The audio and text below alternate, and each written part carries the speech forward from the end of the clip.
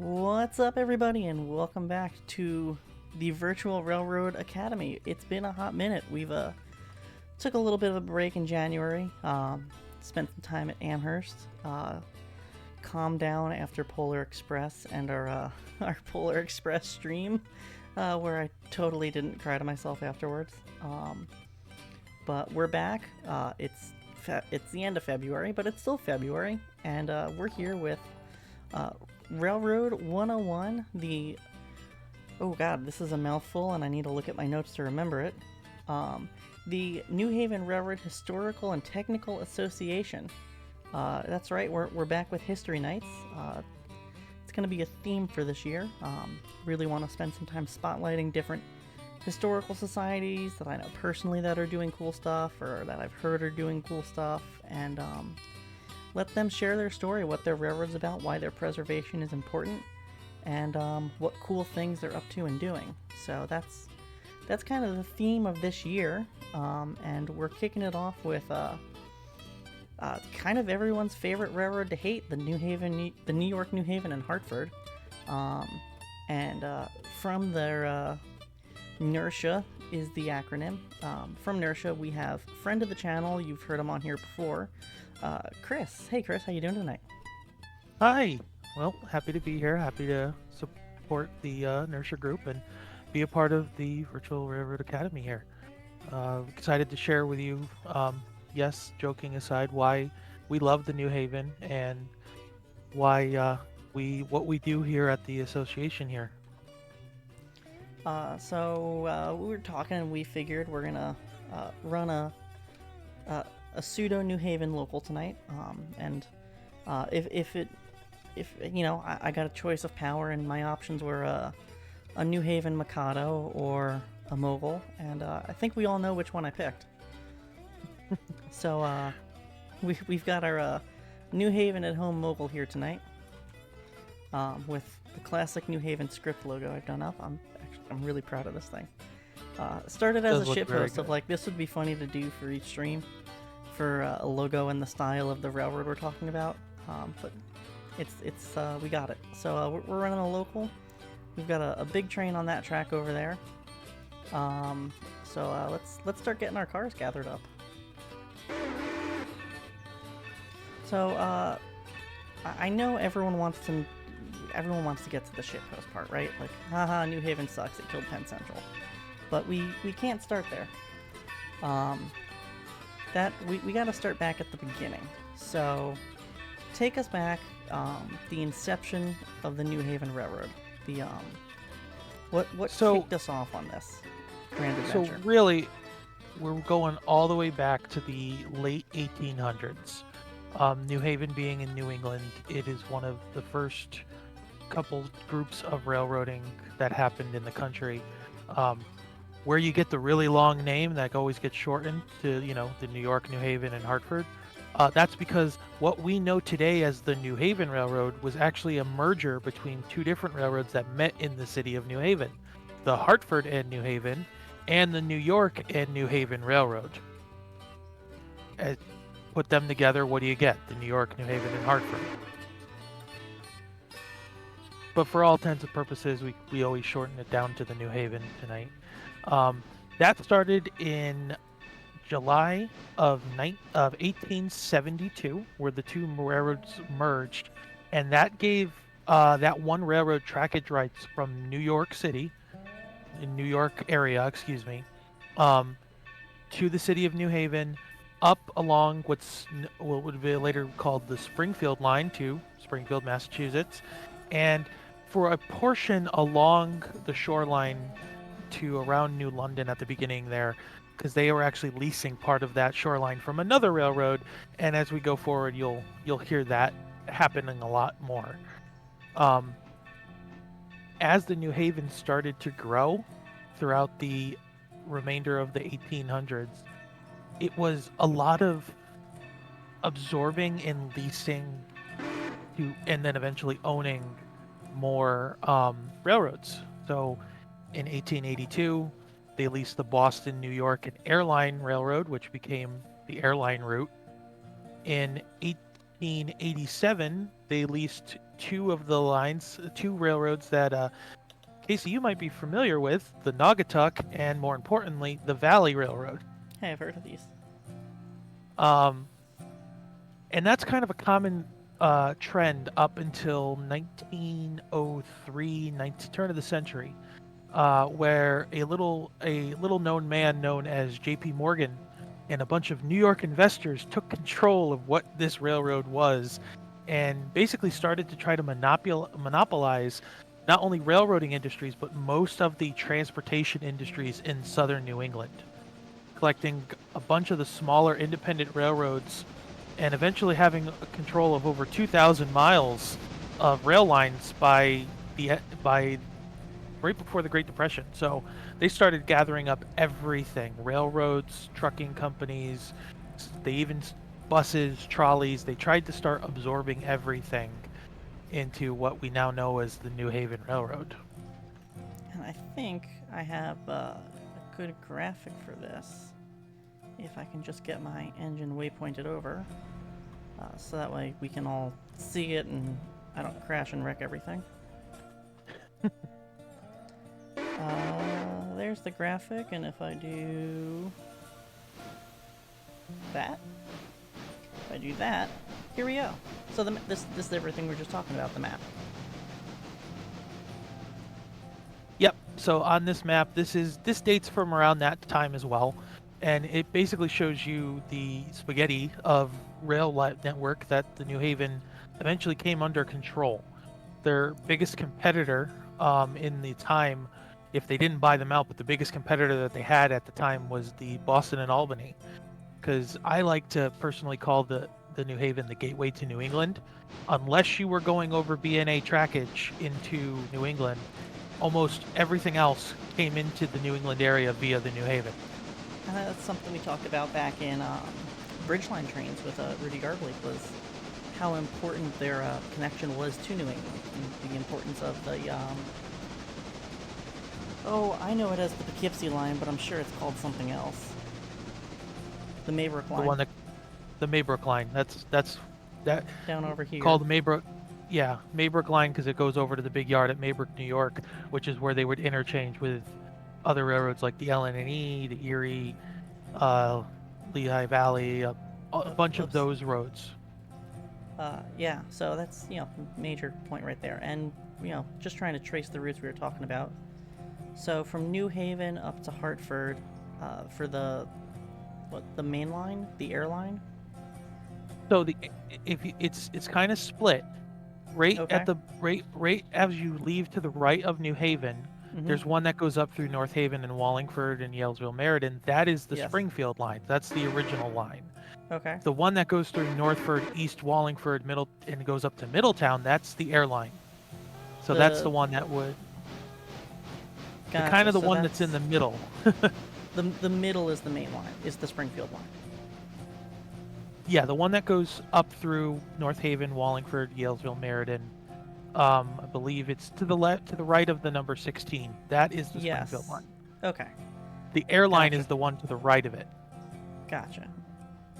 Okay, so that's the airline up that way. Yep. And so then that... gotcha. You're gonna 13 is our familiar one. Yes, that's home road for us. Yes. And the one I grew up with from MSTS days was the Old Colony. Yes, so Old Colony is further out. That's at least I always thought this was such a cool bit of railroad.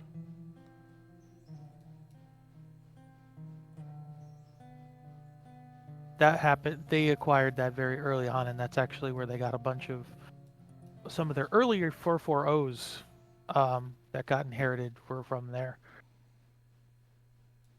But one other thing that the New Haven is especially known for, mainly because of how early they were doing it, but right around the turn of the 1900s, after J.P. Morgan, around 1907, is when they first started to play with high voltage AC current electricity to power their trains. They had electric trains back then, but they were mainly DC and they were short runs and they didn't really work that well. the New Haven extensively tested the AC system and were one of the first to fully adopt the electric line. In fact, the main line from between Stamford, Connecticut, and Woodland, New York, eventually reaching into New Haven proper by 1914, was electrified or had capability of being electrified.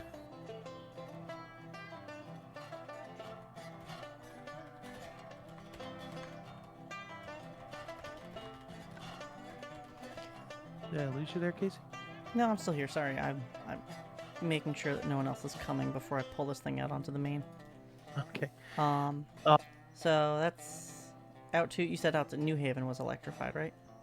yeah, by 1914, most of what we know today as the Northeast Corridor Mm-hmm. that ran through New York into uh, Connecticut into New Haven was electrified. In fact, that is still today the changeover point with Amtrak is whether they're coming from Springfield or they're coming from New York, Boston. When the trains reach New Haven, they swap for diesel power to electric and vice versa if they're coming the other way. All right, because that's where they make the change for not the Vermonter. What goes up to Northampton? No, That Vermonter. thing. The Vermonter. Yeah, the Vermonter goes up that side. Yep. Oh, yeah, so they still make the switch there. This map makes it much less curvy than it actually is along this part of the corridor. I'll never forget my first time driving. One of my first times driving that as an adult. It was late at night. The moon was out, and I remember like I'm going east on 95, and the moon is to my right. And then like I'm driving along, and all of a sudden the moon is to my left, and I'm like, how did that get over? It's such a curvy bit of railroad and road through here, and this just smooths it out so nicely. Yeah, and you can see on this map the spaghetti of smaller branch lines that interconnect and vice versa. That's why you can tell that there was a lot of locals, a lot of Yes. industrial customers, especially along the Naugatuck line that run from Devon up to Winsted at one point, but mainly into the Waterbury area where they did a bunch of brass manufacturing and a bunch of other, the old video Great Railroad at Work that New Haven, the one propaganda, yay, Rabu Bang, our railroad video that I'm sure everyone has seen at one point in time. They had the line raw materials in, manufactured goods out. That's what they were doing. Shipping his stuff as far as, South Africa and South America, depending on where machinery parts were going. Yeah. Yeah, that's yeah, spaghetti bowl, and it's the joke. It's all circles. You can go up that line, back down the next line over, 4 miles away. But you know what? That worked in a sense. There are times where when a line was closed or a line needed maintenance, you could divert trains over a different route and still get the job done. Certain routes, though, had their advantages. Again, close to home to us, the Valley Railroad. That was the oversized load railroad, the long and high route, because there wasn't really any bridges, there aren't any tunnels, really. And in fact, that's what they would do to ship a lot of stuff down via Hartford and anything that came from the north down to the shoreline to meet up with trains at Old Saybrook. In fact, the 95 overpass over the Connecticut River, most of the material was shipped via the Valley Railroad down to its staging point. Or they would bring it to Deep River, and transfer it to river float and float it down the river. So there's a lot of different fun ways that if something happened, they could reroute something. And there's evidence and there's pictures that we have stored in our society's archive that shows like a random locomotive with a random train that should never be on there, but turns out it was something that was being diverted because of maintenance or mechanical failures. this I could see how you make the spaghetti bowl work for yourself. The duplicate routes help you when you're moving just the sheer number of trains that they moved. One of the things that stands out to me was when we were running at Chris's layout, and if you haven't seen Heiss's video on the Valley local layout, definitely watch it. The president of the Inertia Society has an amazing layout on the Valley local, and we were talking about this, how there was the cattle car that went from the meatpacking plant hosed out over to a brickworks to go over like 3 branch lines. Yes. Basically, they would source cars from on the railroad because, of course, the faster you get a car that's not yours off the railroad, the less you have to pay royalties on it back in that time. So they would come in with cows from out west, deliver them to the meatpacking plant, spray the car out briefly, and then they would actually reshuffle it onto a local, back it up into a brickworks, like you said, fill it with bricks, and then ship that thing out onto the next day to try to make advantage of the cars on the system, as well as just overall the different connecting routes. However, I will say this, the map we're looking at is again from the 20s, around that era. We have to talk about the unfortunate first bankruptcy that happened in 1935 and lasted through 1947. One of the problems, and this will be a common occurrence that we kind of talk about acquiring a bunch of stuff very quickly and basically overpopulating yourself, is stretching yourself a little too thin. They ended up closing about 80 plus stations and started ditching a bunch of the non-railroad businesses that they had dipped their feet into to kind of become the transportation giant. They started ditching some of those, cab services, trucking services, things that weren't really profitable because they didn't need the monopoly on them. They were actually hurting themselves. Uh-huh. And this is the 35 was also the first ditching of some of the branch lines, correct? Correct. Some of them started to go away. Some of the smaller ones, some of the circles went away, and they started to shrink some of the overhead, let's put it that way. They were able to kind of pick themselves up during wartime traffic. They actually had some of their most highest ridership during the wartime, World War II. And of course manufacturing, since of how industrial the New England area was, were constantly in motion. They made out very well during the wartime efforts.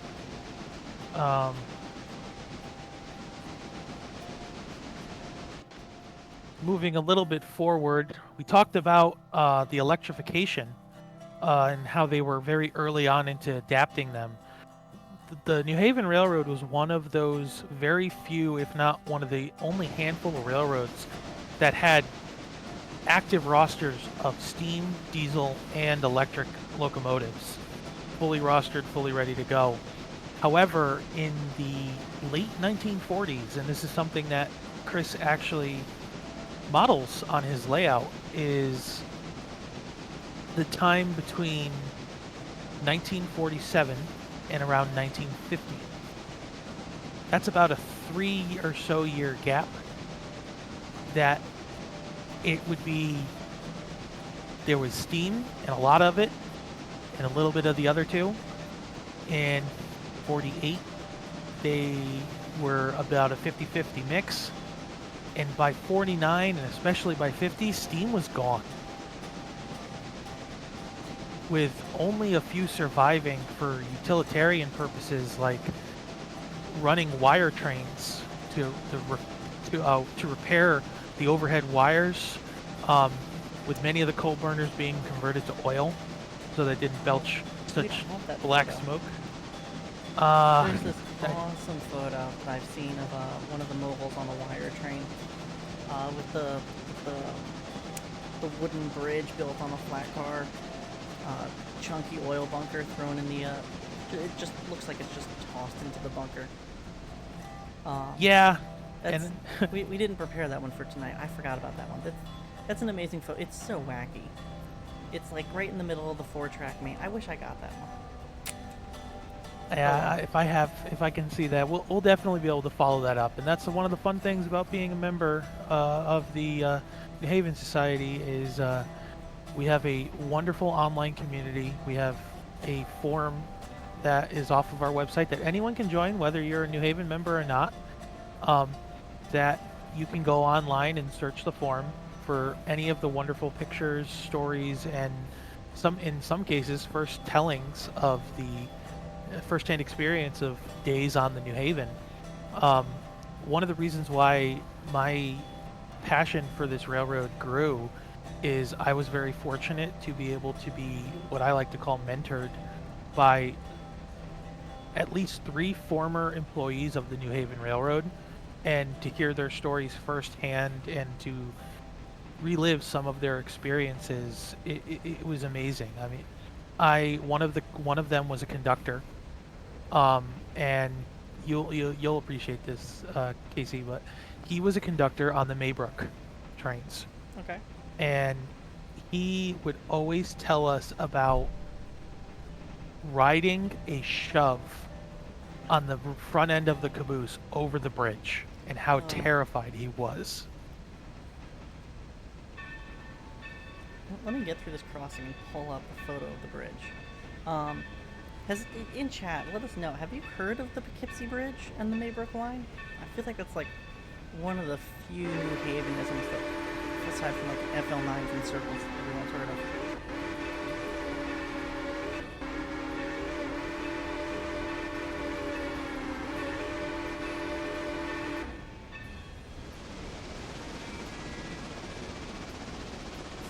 Let me get that photo down here. I think it's no. Got Poughkeepsie in the name. There we go. The Poughkeepsie Bridge. This thing is, it's a mile-long bridge across the Hudson River, some half a mile above the river. Maybe not half a mile. It's fucking tall. Is the point. It is a really cool bridge. It's now a walking trail, so if you ever come visit Poughkeepsie, you can walk across this. And there's still old signals up and everything, and you can kind of see where the yard was on one side, where there was a interchange with the Central. It's a cool place. So what you see in the Central, picture, West Shore below, and the Hudson line on the other side. But yeah, take it away. what you see in the picture here is one of the New Haven's 210-2 locomotives on the lead of a westbound freight. This is leaving Connecticut, heading for Maybrook to be interchanged with all the outgoing railroads. And I can tell you right now, this thing is probably hammering it right now, because after this bridge, it's all uphill. It's uphill to the bridge. It's uphill to the bridge, and after it starts to climb. Having biked it before, it's like 0.25% uphill to the bridge, and you feel it on a bicycle. It's messed up. Now, the other thing about this, too, is at one time, the bridge was a gauntlet track. It was double tracked before that, which I also hate. Yeah, it was a double track bridge, and then at some point, I'm forgetting the time off the top of my head right now, they gauntleted it, which I don't. If viewers don't understand what that is, the two trains kind of crossed over and were just like, imagine placing a track on top of another track, so there's 4 rails in between, with the westbound on one side and the eastbound on the other. No matter which train you were on, you were straddling a rail underneath your locomotive. Mm-hmm. It was not fun, but really, one of the things I wish to have seen. And that was the only rail crossing south of Albany, correct? Believe Without that is having correct. to have barged. Yeah, Without car floating, that was your only option. yeah, without going through the B&A, you would have to go down to Fort Yard in New York City and float across to the New Jersey Central or Lehigh Valley. You would have to car float it. Um, most of Connecticut's heavy duty freight, coal, machinery, the heavy hard loads went over that bridge. I was hoping there were a bunch of hoppers in that photo, but there's not. Sadly. Not in that one, but that one's still a really good photo. That that was from a collection that was featured in Model Railroader trains. So, going back to our timeline, in the 1950s, the railroad started to see both passenger and freight start to lose money. Many trains and branches were not even able to cover their own maintenance and running costs. There was still a lot of local customers and a lot of local switching that required extra time, extra labor, extra just running fuel costs. And the shipping rates, because they were so local in some cases, going from, industry A to industry B that's on the same branch line about, an hour apart, they didn't really get a lot of money for moving those cars. But they were customers that depended on the railroad, so they still did them. They just kind of ran at a loss sometimes. The money that what they were getting was coming in through commuter trains. As you can imagine, and as it is still today, the commuter trains from Boston in New York and vice versa were great money makers. But again, those were in the morning and in the afternoon, the rushes, the peak times. During the midday rush, there really wasn't a midday rush. It was kind of laxed. But one thing that I will say is, when you on Chris's layout, he models the Valley Railroad as well as a little bit of the shoreline focused around Old Saybrook, Connecticut. On that 4-track main line, on a given day in the era he's modeling, there were 71 trains that went through Old Saybrook. And that's not counting any extras. That was like... Huh? Holy crap. So that's... Hang on, what are these photos in? There we go. Circle back around. That's 71 trains on the shoreline. Down here. Yes, line number 17 on the photo there. Holy crap. That is an insane amount. That's an insane amount of traffic.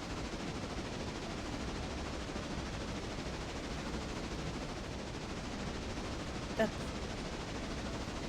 Wow.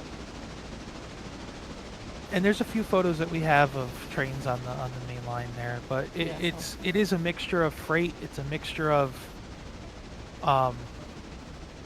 passenger, locals. There was some through trains that did connect through. There was the East Wind that, well, didn't necessarily be on the shoreline, but it was one that connected. Folks could get on the train in Portland and go all the way down to New York, Portland, Maine, and vice versa. There were some of the the New Haven famous trains that were expresses between the two major cities, Boston and New York, the Yankee Clipper, and the Merchants Limited.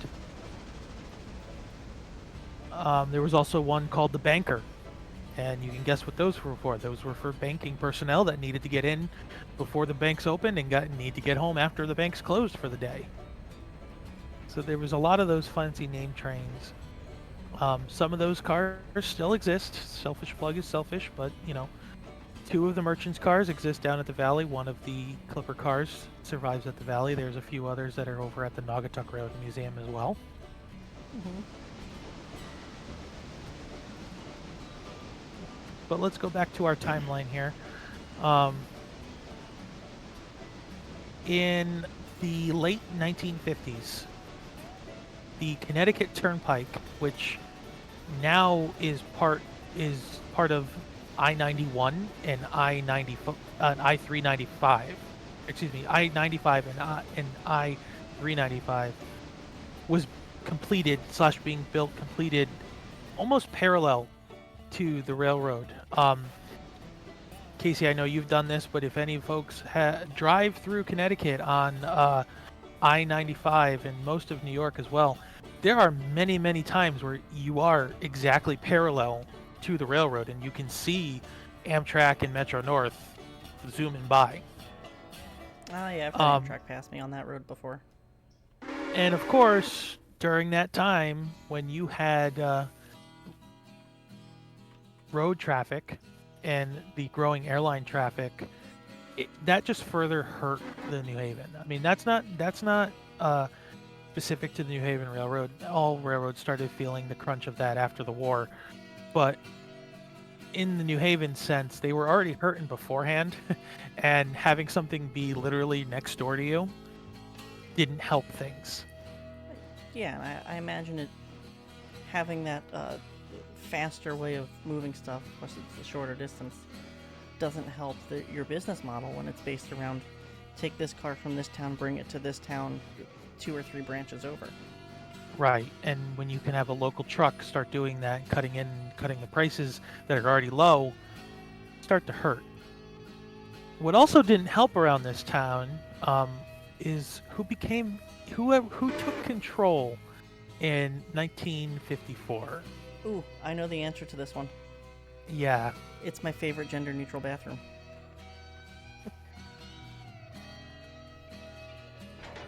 Mr. McGinnis took over and started to reorganize and rebrand the company. The classic green and yellow paint schemes that had been all over the New Haven system, especially you can actually see it most recently in the news if anybody has seen the latest heritage unit from Metro North. They did it in the early yellow and gold and green, yellow and green paint scheme of the New York, New Haven, and Hartford Railroad, which it was that paint scheme was also something that the association did have their hand in. They assisted Metro North in getting the correct tooling, along with some other folks as well. New Haven Group can't take all the credit, but they were helping to make sure that came out looking as beautiful as it did. And they changed it to arguably the more famous or more recognizable, let's call it, McGinnis paint scheme of the orange, black, and white with the block and H lettering. Yes. The one that the paint scheme that was never the same on any single group of locomotives ever. Yeah, there was a lot of different designs of the McGinnis scheme. That was also something that was not great for the time. Repainting your diesel fleet, especially in multiple colors, costs money, and it probably wasn't the biggest thing. It wasn't the only thing that was hurting the railroad, but probably wasn't the biggest priority. No, not when you're bankrupt. You don't want to spend money redeveloping a paint scheme. And Elko had come up with such a pretty one already. Unfortunately, that's kind of one of the thing. Where is it? Look at that. Elko did such a pretty job with this. And no, we're back to the... I don't know what line that is. You'll tell me later. Look at that. Look how pretty that is. Except that's the silver version. And then a McGinnis is the sized one, I guess, over there. I gotta pull up your stream. It's the silver and green DL 109 with an orange and green DL 109. Yeah. So pretty. So that's on the shoreline. That's the 4-track main line on the shoreline. To then make everything look like that. Yep. Yeah. Yep. So McGinnis comes in, he fucks everything up. Yeah. He ran the railroad to hell, made some poor business decisions, and that it wasn't completely him. There were some other things that were happening, but New Haven was not in a good foot to begin with. There were some definitely bad business decisions that McGinnis had made, and one of the final nails in the coffin was actually a series of floods that affected Connecticut in '55. Hmm. Um, two hurricanes hit back to back, causing catastrophic damage to to Connecticut. Houses, towns, rivers were flooding. Many people lost their lives, and there was countless miles of trackage destroyed in the floods. There's entire history articles about those floods and the That was struggling. was that Diane? It was two of them. I would need to see.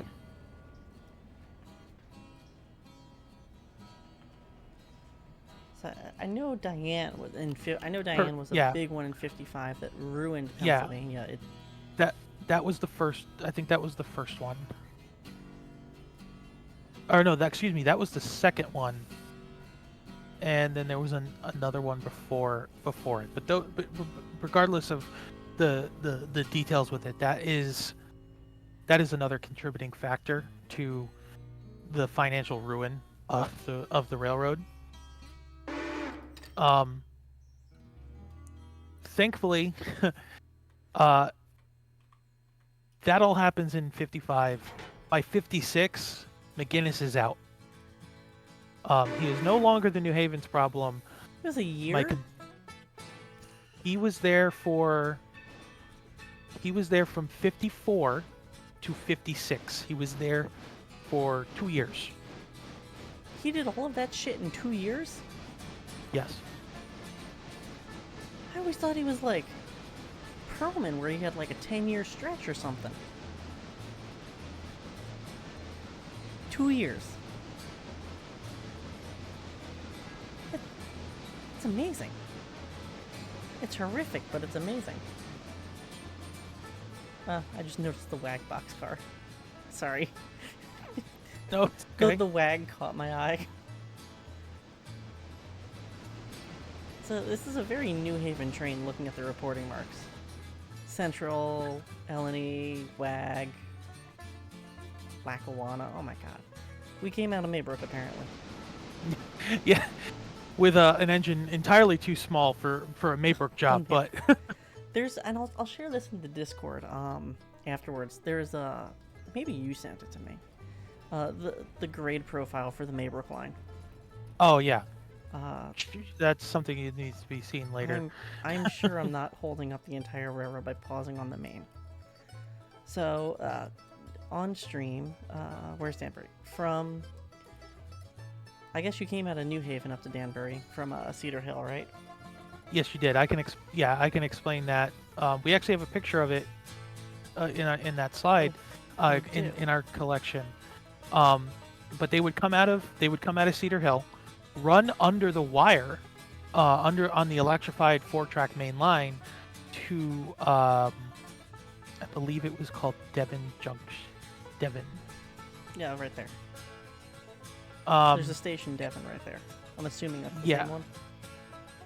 Around that area, and they would turn up to Derby Junction, and then take a left at Derby and start going up towards Danbury, and then from Danbury on up to Poughkeepsie, and then over to Maybrook. So this is pretty much flat. This entire run. From here up, they climb. I think it's 1,500 feet. Oh, I don't know. It's a half hour by car at 55 miles an hour. It's really not as short. It's the 1.5% in places, and they're hauling major ton. That's the 210-2 photo. Major tonnage. Where's? Oh, here we go. It's right here. Train stretches around the curve. This is. Chris showed me this photo yesterday as we were prepping for this, and I couldn't believe it. That is just a train and a half. Are those is that the 2555 coming off? It is the 2555 photo. Doing the so crossover. Yeah, so this is the other fun thing I wanted to point out. The heavy freight is on the middle of the two lines, meaning it had to cross over and then go up the branch. Which it really wasn't a branch, but you know what I mean. It was they had to get off the main to get up to Derby Junction. So they had to tangle all that. I mean, again, 71 trains. This is one of them. That's God, it's incredible. Major tonnage they're hauling too. Those 3 centuries. The Yeah. 2550, yeah, three. That's big tonnage. I love it. There's I like memeing on the New Haven with everyone else, but there's just such cool stuff that I've learned over the years about them. I think And it's we're lost kinda- in the meming. And we're kind of getting to that meme part, and I kind of have a asterisk to it, which I know it's fun to meme, but I wanted to be able to share at least a little bit of the context of it. I think it's important to know the context of why we joke about it. So, McGinnis ruined everything. The flooding did not help. Railroad's not doing hot. By 1959, the company was reporting an $11 million loss.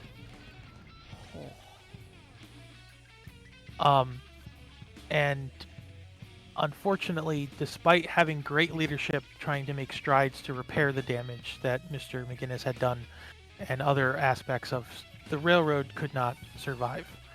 And brings us to bankruptcy number 2. Unfortunately, that happened in July of 1961. So, at this point, when bankruptcy was filed, it wasn't like, oh, we'll go into receivership, we'll reorganize. 2 years prior, they were 11 million in the hole. I know this was not a common thing not an uncommon thing, for the railroads at the time. Billions of dollars in federal funding at this time were going into highways and airports and basically helped the competition. It was the final nail in the coffin for a lot of different railroads, but especially in the case of the New Haven. Mm-hmm. So things are not looking great over here. However, passengers still needed to go through. It was still a busy corridor. You're in between New York and New York and Boston, and points north. I mean, this was kind of, again, the gateway to New England, and there was still a lot of manufacturing. I mean, Connecticut has major corporations: Pratt and Whitney, Sikorsky, tons of smaller manufacturing from major things like aircraft engines, to another plug for a friend of our company's, but there was in Waterbury, there was the company that made most of the uniform buttons for most of the railroads. In fact, that our friends over at New England Railroad Uniforms actually have reproduction, or I don't know how to describe this. They're not repos, because they're the original dies. The original dies. They have just picked up where the original company left off. Our other friends, actually, Chris LaRose, his Eastern style hats are a reproduction of the Thompson, which, if we go back to our map, where's Thompson? Right there, on the New Haven. So the hats that you see of, like, like the classic engineer's hat, except it's like the thin hickory stripes with like the blue bill, or it's Casey, look at my character. I think I'm wearing it. Yes, cause that. Spoiler alert! If you didn't know this about the player character, I put on my overalls and took photos and sent them to Adam when I was still on the testing team. So these are my overalls. That's the Valley Railroad shirt, Chris. Those are my gloves. And that is my Thompson hat, except given thick hickory stripes. So that's how that texture was made, and the skin was made. But yeah, that's the Thompson cap, and you may have seen it with a blue bill with like a black band and a white cap. like your classic like engineers had on like the New York Central, the Pennsylvania Railroad, the Norfolk Western. That's the Thompson cap. It's the classic East Coast style cap. The all white on the SP. All of those came from Thompson, and Chris LaRose, shout out to him. He makes reproductions of those hats. So yeah, just another small connection to this derpy little class 1. So now we get into the nitty-gritty here. We have to take a little bit of a step away from the New Haven to kind of go through the story. Because still kind of in the area, there were 2 rival railroads that weren't doing so hot as well. And of course, I'm talking about the New York Central and the Pennsylvania. Some of you may know where I'm going with this. Worms. Before I do that, though, quickly, right before the thing there, 1959 is actually where passenger service on Old Colony ended. That's later. So they were still running. They were still running trains out there even that late. God, those trains would sell amazing in this day and age. If I can get on a train in New York and travel out to P-Town instead of having to drive, if I ever have to drive all the way out to P-Town on a weekend again, I may New York road rage someone.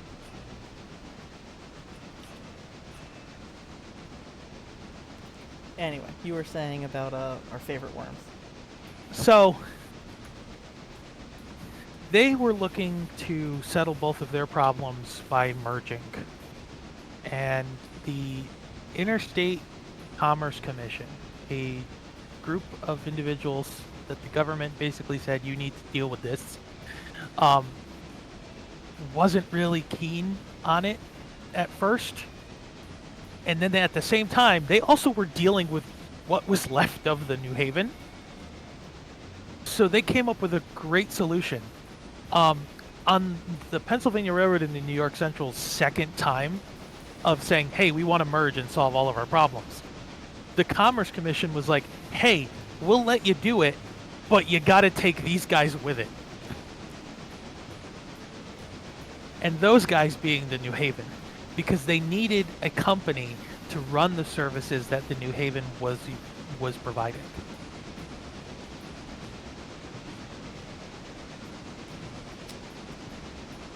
Yeah. Then, tale as old as time, the Pennsylvania New York Central Transportation Company became a thing, later shortened to Penn Central.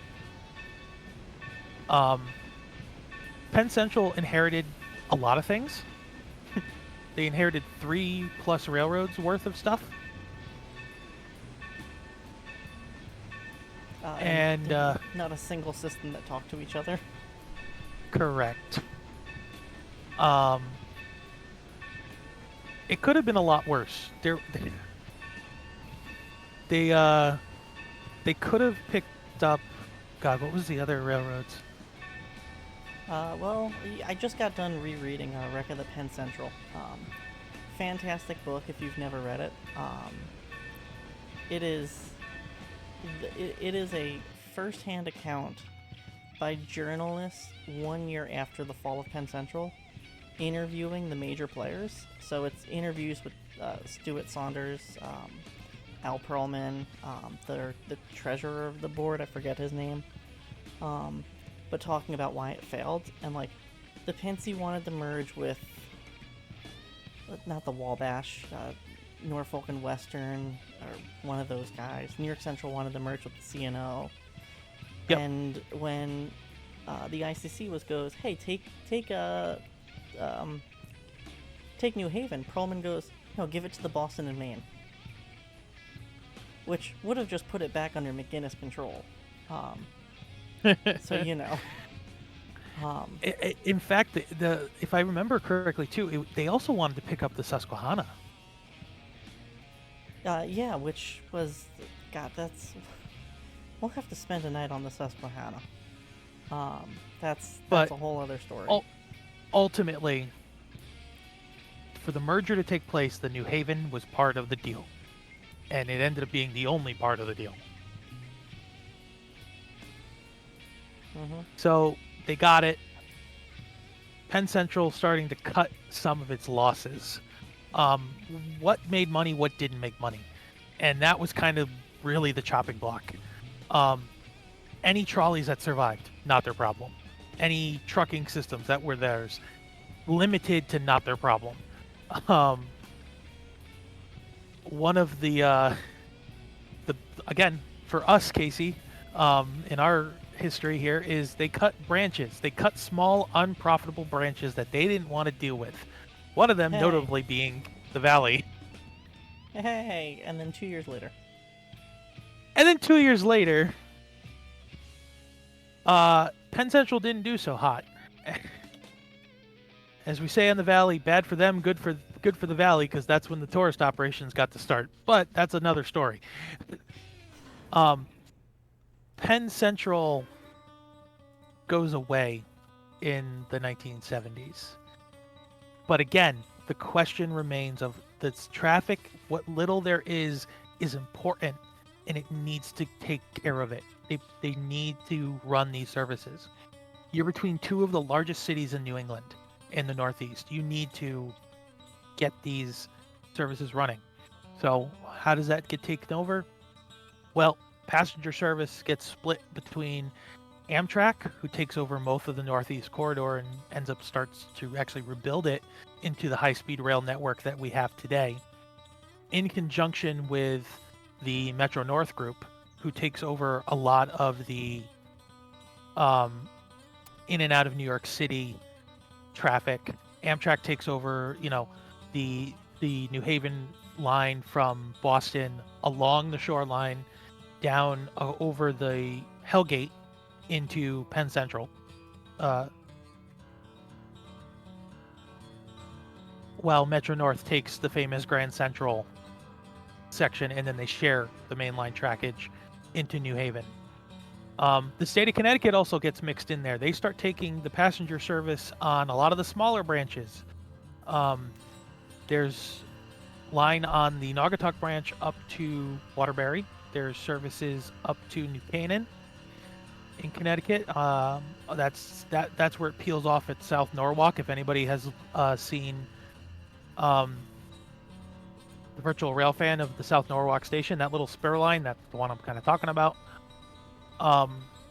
And again, where it all started, the Springfield line, which does have Amtrak services, but even in more current day, CT Rail has taken over a lot of the traffic, which has been a godsend for me because I live along that line, and I have gone on many train trips without having to go anywhere other than walk 3 blocks to my local train station, and it has been amazing.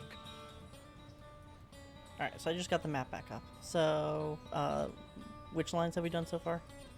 So, when we're talking passenger service, Amtrak takes care of the shoreline, which runs from Boston all the way down through Providence, through New London, through New Haven, down to New Rochelle, where it splits and goes over the Hellgate into Penn Station. Yes.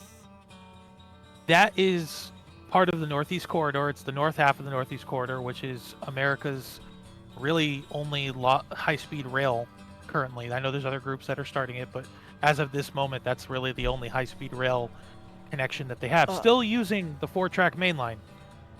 Yeah, if you've never gotten a chance to ride and have seen what 160 feels like, it is, holy crap. It is. And I have to. You feel the speed. I got to do that in my college years behind one of the toasters, and riding behind a brick at 130 is an experience. I have to apologize too. I misspoke earlier. That was the main line is the one that we're talking about. If we're talking about New Rochelle, again, that where Metro North territory, that goes into Grand. That goes into the famous Grand Central Station. If you go to Stamford, Connecticut, right where it says number 4, That's the New Canaan branch. That is still serviced today by Connecticut, state of Connecticut. Okay. If South Norwalk, the one that's on Virtual Railfan, that goes up to Danbury and will end at Danbury. So it does that line there, and that's also where the Danbury Railroad Museum is. And part of the deal is when you go to the Danbury Railroad Museum, you actually have to cross over the Metro North tracks to get into the yard. Oh, it's super wacky. You can the station is built in a circle, and you can still see where the line to New Haven comes off. It's cool. It's a very cool spot. Yep. The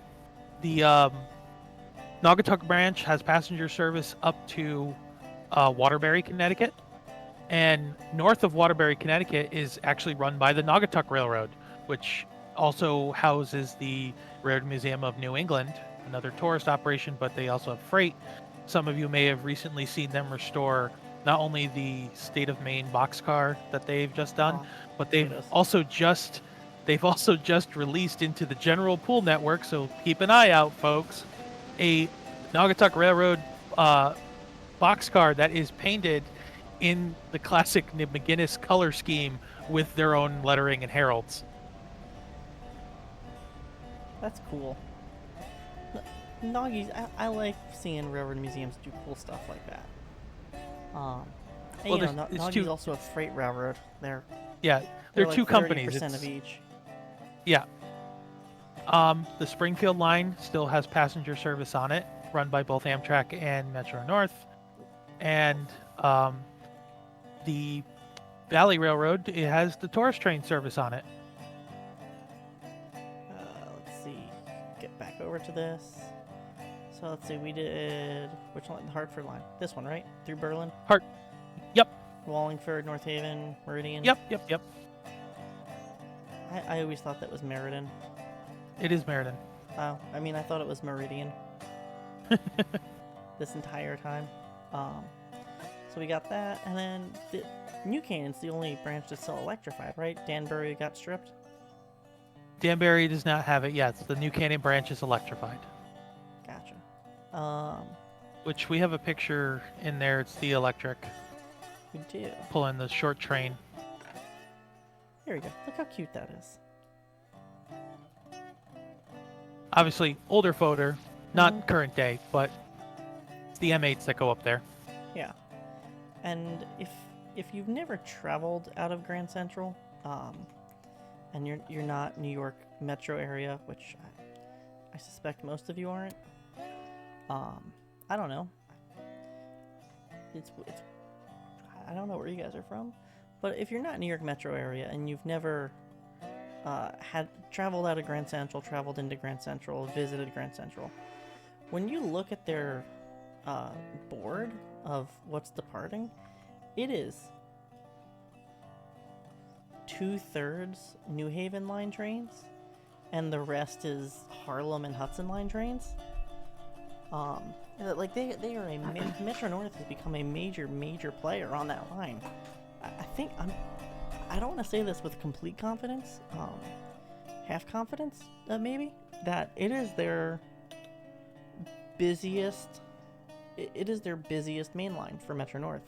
Is the New Haven line.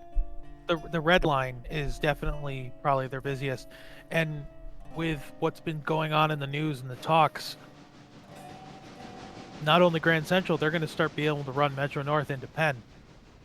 I don't want to get into that, but I don't know how they're going to manage to pull that off. I don't know. Penn is packed. That's a problem for another day. It's another day. But going back to Penn, to get into Penn, we have another picture in here somewhere. Is the beautiful shot of the FL9s, the diesel New Haven famous diesel locomotives pulling a train over the Hell Gate during a blizzard of '67. So this is the end. They have already gone bankrupt, but they have not yet become Penn Central at this time, and they're still running trains like this. It's beautiful. I love it, and it proves how they needed to run these trains. I love this. The Hancock air whistle, the wacky truck. Um, Mhm. the FL9, the last F units ever built by EMD are these guys right here, and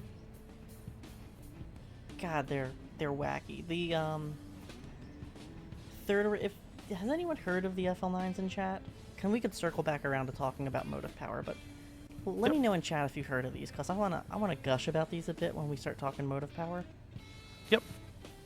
We're almost done with our timeline. I promise. I'm gonna try to speed up a little bit, but Oh, you're doing we fine. talked about we talked about passenger service. Now we're going into freight because freight was still a big thing. Um, a lot of the smaller local lines that still needed to be freight service, but Penn Central just did not want to deal with, um, became Providence and Worcester. Now part of the G&W network. R.I.P.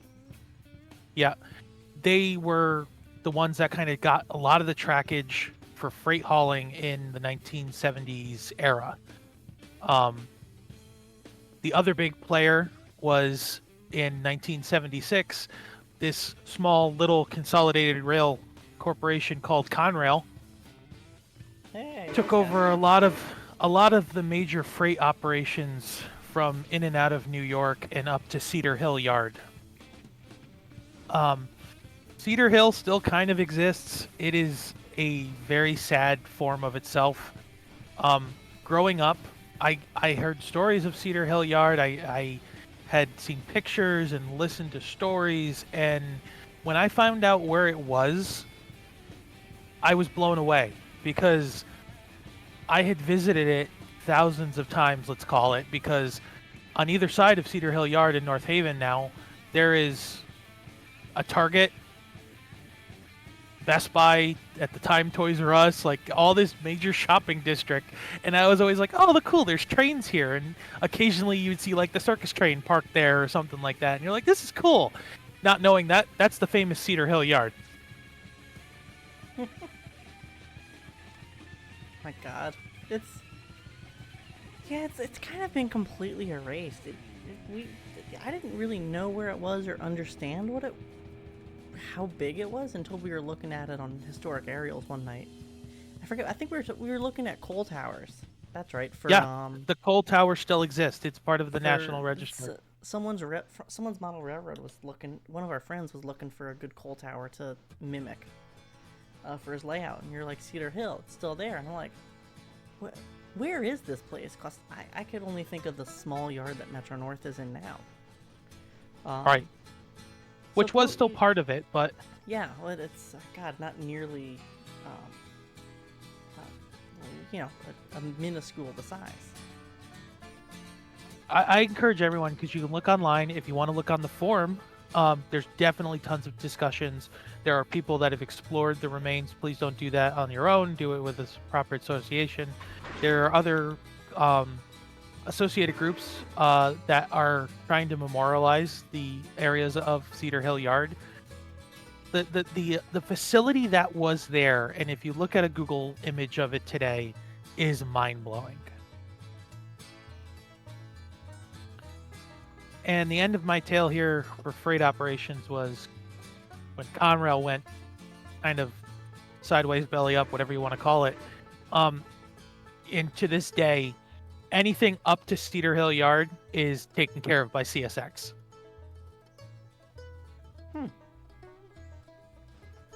I could drive there probably now, and I can guarantee you there's at least 2 to 3 CSX diesels just chilling next to Target.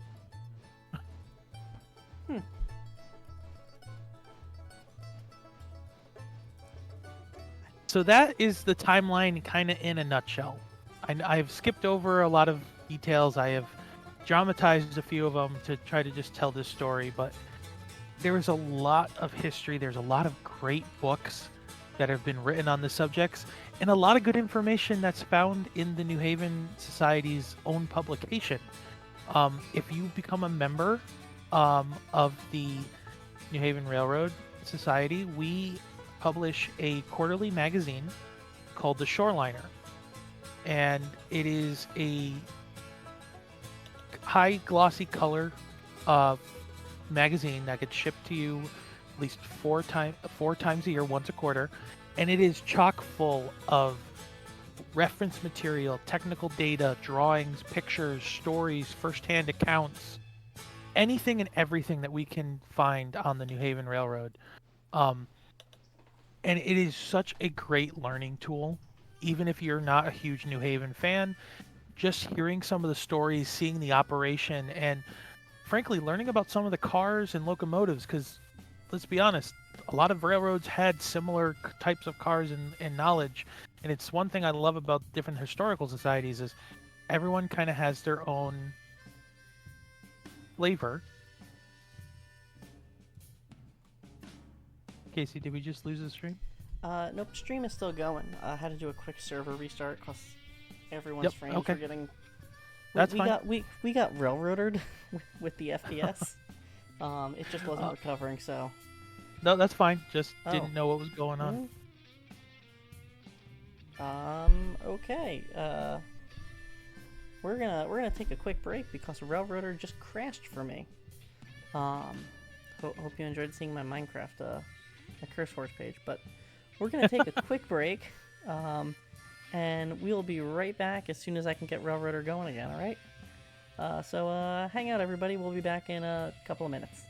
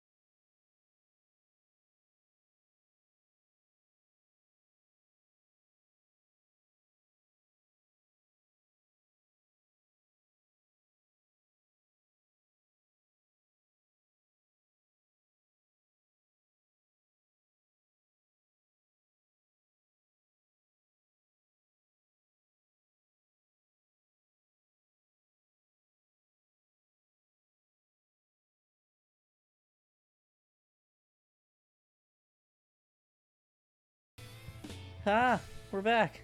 We have FPS again. I Yay! can move my camera and look around. And Railroader's not crashed. All things we look for in a video game. Where did we leave off in that excitement? So, I was shameless plug of shameless, but at the same time, trying to share this wonderful resource that the New Haven Society has. If you become a member, Yes. You get 4 copies a year of our Shortliner magazine, which I took a few out while during we were on a break, and I'm just flipping through them here to talk about some of the things that we have. There has been an ongoing series called Classic New Haven, written by J.W. Swanberg, the one of the, if not the most renowned understanding authority on the New Haven and all of their things. And basically, what he's been doing is every article he's picked a class of locomotive and gone through it in detail. Ooh. The one that I have currently is the EP3s, that electric engine that we showed on screen, pulling the little passenger train. Oh, those are the EP3s. Never mind. Yep. I was Another couple pages later, it's a bunch of the original wooden dining cars and the entire story about them. Ooh. One of my favorite articles, because it happened at the most opportune time, was when the Friends of the Valley Railroad, the volunteer organization down at the Valley Railroad itself, was starting to restore our NE5 New Haven caboose. Like a month into that restoration project, the New Haven Society published an art in it. I don't even know what you want to call it, a Bible on that classic car on the New Haven. It took up like half the magazine, and it went through every inception classification. It had drawings, painting guides, everything that we literally could have asked for came out in that magazine. It was perfect timing. The other publication that is included in your membership is called the Speed Witch, and the Speed Witch is an occasional supplemental magazine that comes along with the Shoreliner that talks about topics kind of going on in the modeling circuit, product information, stuff that's happening in real life with the New Haven Railroad. Gotcha. So Go ahead. There's a what is Rapido making section. To a degree, yes. And that's the other benefit that you guys have if you join us at the New Haven Society is there's a lot of New Haven Rapido stuff, and some of it is only available through the New Haven group. Case in point, the latest announcement that we did last year at our yearly convention, which I will get into a little bit later.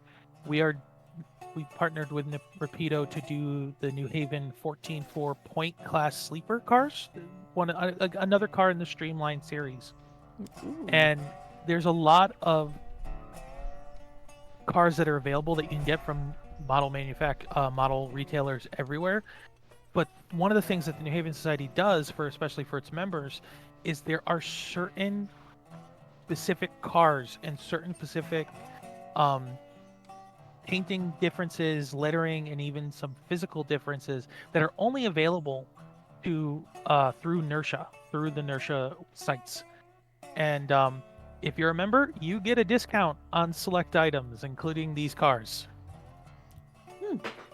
Very nice. Good bonus. We like Rapido here in this house. Yes. We own too much Rapido here in this house collectively at the VRA. But shameless plug aside, the New Haven group itself, its goal is to keep telling the New Haven story and keep the spirit of the New Haven alive. Yes, the memes and stuff is funny, and I know in most recent years it's become a joke, especially in certain online circles.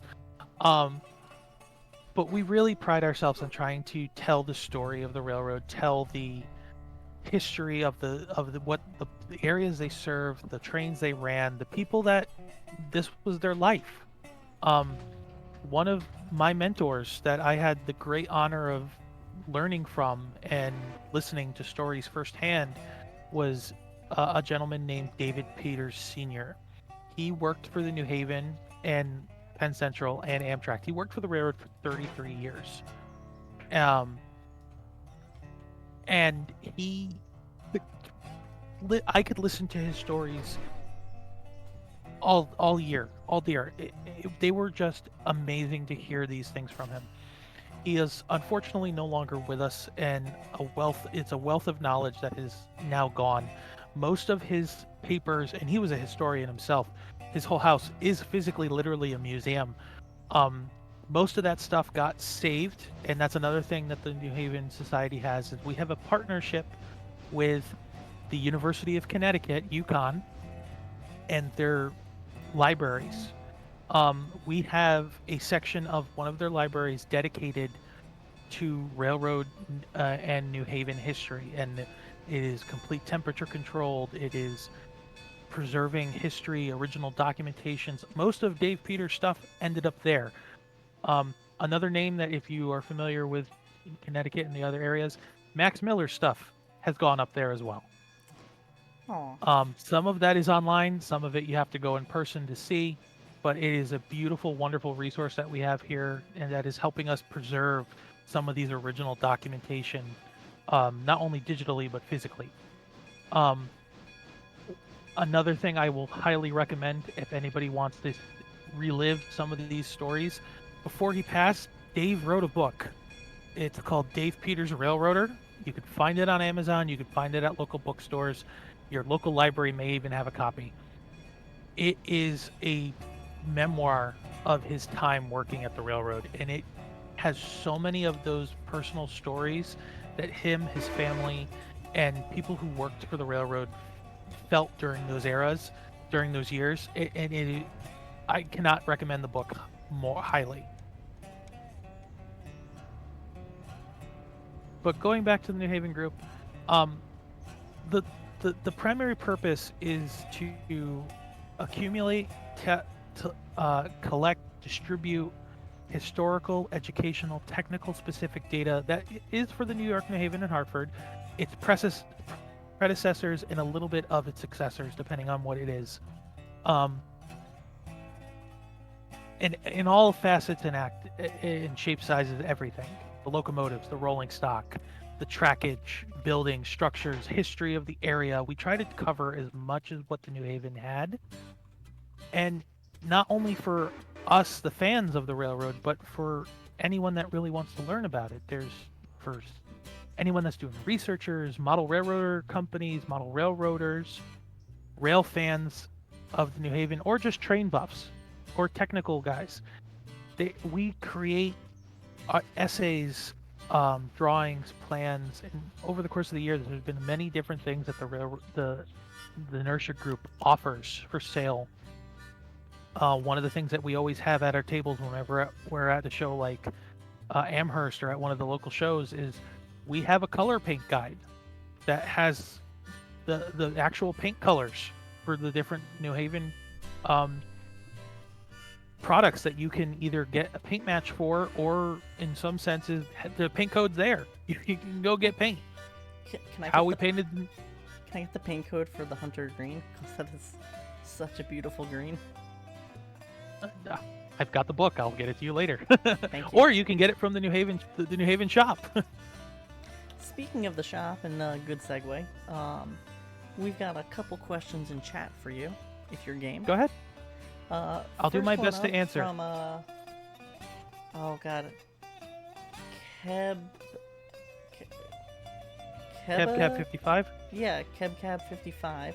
How does one become a member? That's a wonderful question. You can join us either by going to the website nhrhta.org, or if you type in New Haven Railroad Historical and Technical Association in Google, it'll come up. You can get an online. You can sign up for membership through the online portal store. Depending on where you are in this world, there are different rates that apply with different levels of membership.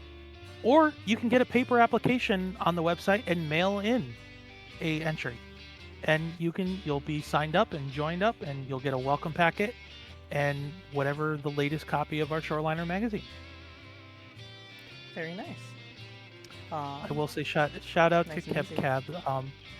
That is my better half, so thank you, honey. Oh my god. Hi, Chris's wife. And J-Class fan. Did the New Haven have more car float operations than just the big ones like in New York? Primarily, it was in the harbor area. They had their own fleet. They owned tugboats. the New Haven owned the tugboats and the car floats. There was some rock traffic that kind of got sent out at different ports, but primarily it was within the New York Harbor area. There may have been some stuff up in Boston, but it's the most prominently, if you've seen any photos or videos, most likely it came out of Fort Yard, going shuttling back and forth in the bay, the little Hudson Bay area there.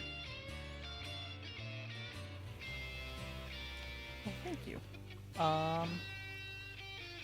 Okay. What, I forgot my next question. So bear with me as I try. I'm Okay, still a little dumbfounded by the milk train chasing Squiggy shoving backwards. I'm not sure what that was, and I'm not sure if I want to know what that was. So let's just focus in on our little local here. You know what? We've got our Mogul. We're switching cars. Oh, look, they're coming back this way.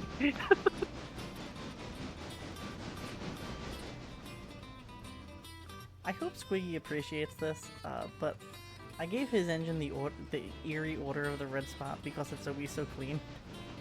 I hope he appreciates that.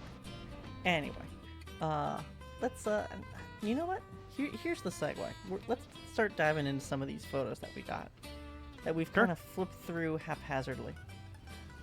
So I'm gonna start because we have some similar size stuff with us right now on our local that we're switching, and if anyone knows anything about me, haha, Mogul's funny, right?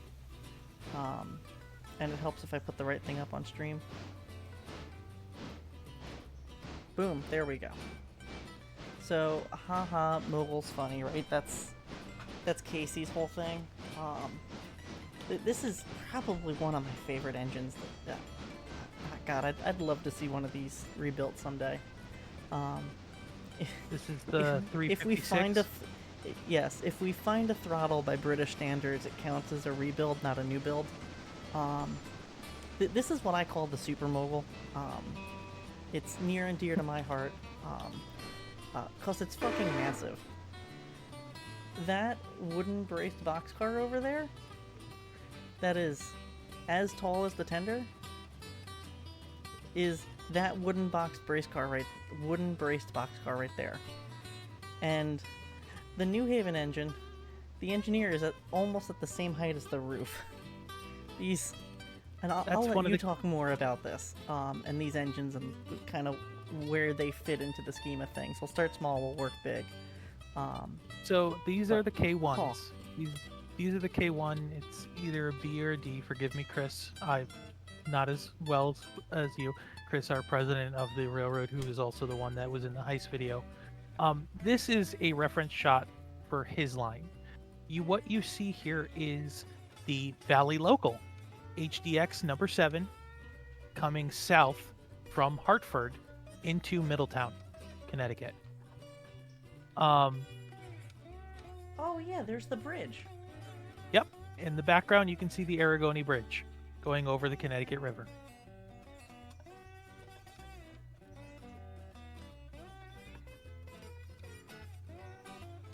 And these were kind of their premier branch line engine, right? Well, and I guess... Yeah, especially for the Valley. For the Valley. This was like the bread and butter for them. This train, this service, again, there was a beautiful article that was featured in the Shoreliner magazine. I think I sent it to Casey. If I didn't, I will find it and send it to you again. I think you did. Can I share that article?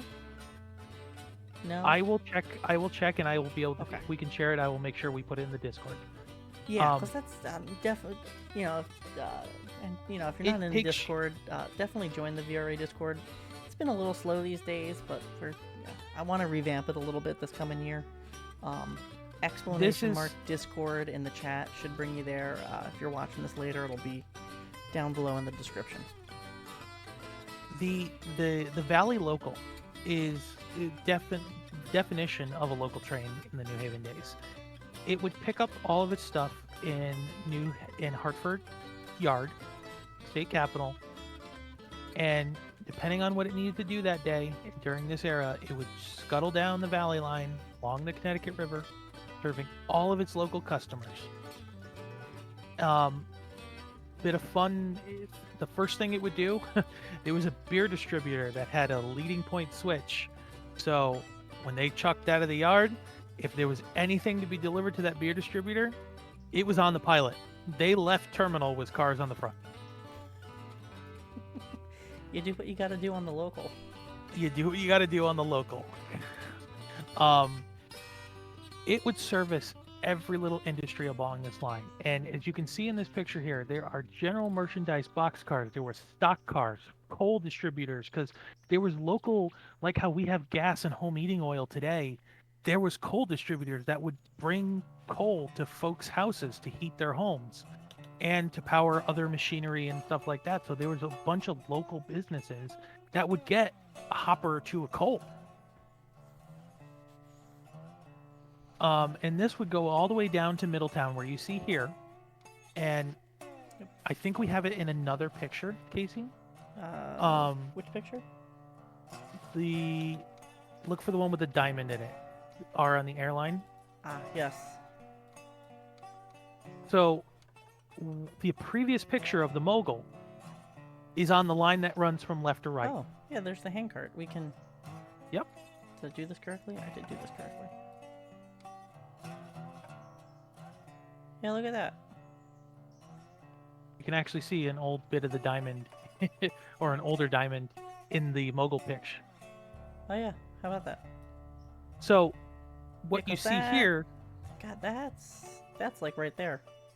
Mm-hmm. That's cool. Oh wait, there's the diamond.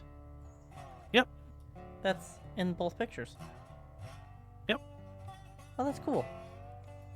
So, this is the meeting point between two locals.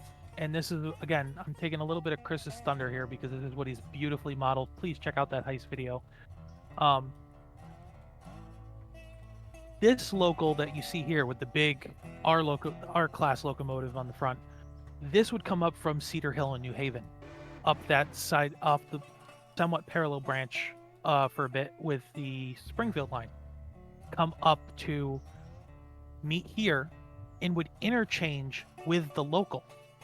So this would bring any cars from the New Haven south that needed to go to any of the local businesses along the Valley line here. And the Valley local would bring anything from the points north down to interchange with the airline local, which would be continuing on across the Connecticut River, heading up towards Willimantic, Connecticut. So yes, you said it's a bunch of circles. Local, they were doing overhead traffic. Correct. It would actually back in onto the Valley line, that locomotive, and dunk up into the yard, drop its cars, and go on its way and deliver the through freight, while the local little Mogul would do all the local switching and prepare the train for on the return. The airline local would duck into the yard again, pick up its return cars, and head on down towards New Haven. And it looks like that connector track is back there. Yeah, it was basically an arc. There was an arc. One half of the diamond was connected at a right angle. You know what I mean? Yeah. I understand. And the class of locomotive today was a particular heavy train. They had a big R locomotive on the front. They would have had a smaller J-class Mikado, 3025, on either the Valley local or the airline local. I have pictures of that somewhere. I'm sorting through these here. That's that guy.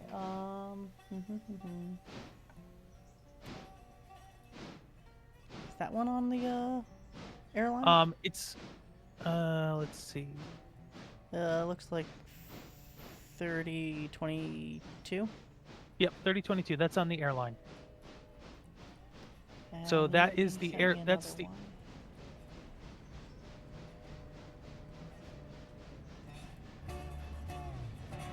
Oh, here's another one on the airline.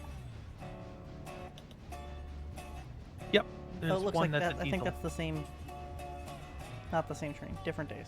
All right, I got the black and white up one first. This other one I'm looking at looks like a colorized photo. I don't know if you still have the stream up. So I don't have the stream up. It went down. Um, what's the locomotive? Uh, First one, the black and white one, East Wallingford Airline post-war. Yep.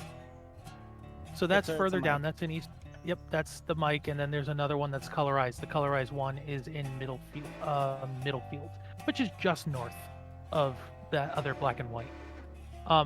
Different days, different could be the same locomotive, could be different locomotives, but it's generally the same type of traffic. Mm-hmm.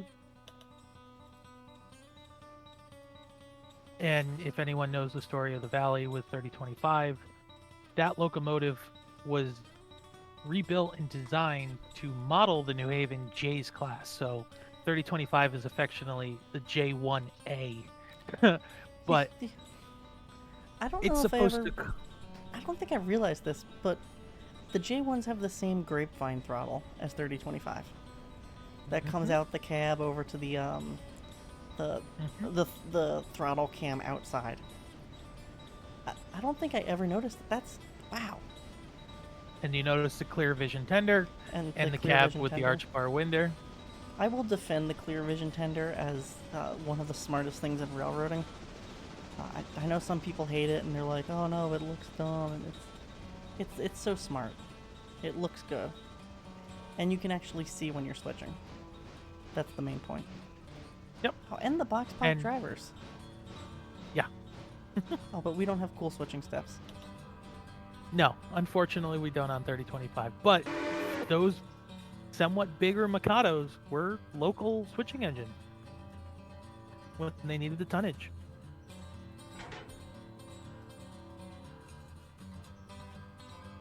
All right. I'm gonna grab And the my East Wall, engine and run this guy the around really quick and grab the next photo you're looking for.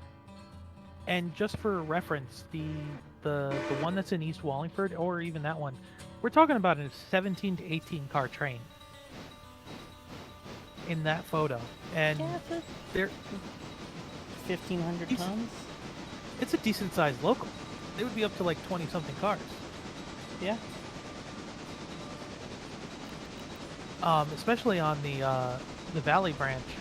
One of the major consumers on that branch was Hartford Rayon, who made parachutes during the war. And current day, Pratt and Whitney's on what was served by P&W on the Valley branch. I haven't done that in a while, but P&W was still serving Pratt and Whitney down the Valley line south of Middletown. All right, Alright, let's see what the next one I have on the list is Shalersville Bridge. Shalersville Bridge. So we're still on the Valley line here. Oh, this Um, is that thing. This is High Bridge. This is Shalerville Bridge. Just to show some of the fun, beautiful scenic parts of this line. This is a very, very old photo. I don't know the date of this photo, but seeing the locomotive itself, the 440, and the paint scheme that's on the tender, we're talking like turn of the century, if not earlier.